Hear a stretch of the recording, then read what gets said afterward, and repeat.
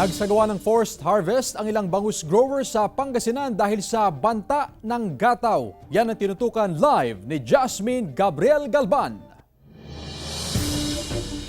Jasmine? Chris, bahagyang bumaba ang presyo ng bangus dito sa Magsaysay Fish Market matapos na mag-forced harvest ang ilang bangus grower dito sa Pangasinan. Ilang bangus growers sa Pangasinan ang nagsagawa ng forced harvest dahil sa banta ng gataw. Gaya ni Aling Nelly de Guzman mula sa Binmalay. Maaga na nilang inani ang mga alagang bangus kahit maliliit pa. Kesa raw umapaw ang palaisdaan dahil sa tuloy-tuloy na pag-ulan, bunsod ng habagat. Baka makawala sila. Kaya ang ginagawa, ma'am, hina-harvest na lang siya ng mas maaga. Oo po. Para mabawi yung lugi.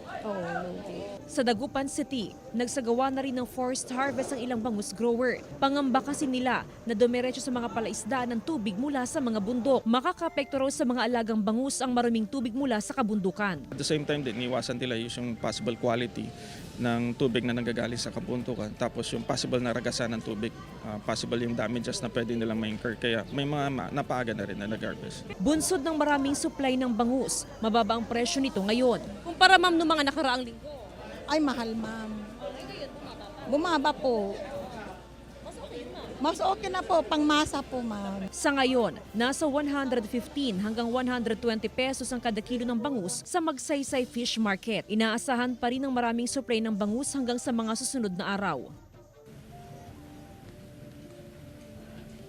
Chris, sa ngayon ang pinakabinabantayan ng mga market inspector dito sa Magsaysay Fish Market ay yung quality ng bangus na mula sa iba't ibang mga bayan para matiyak na safe for consumption ng mga consumer. Chris?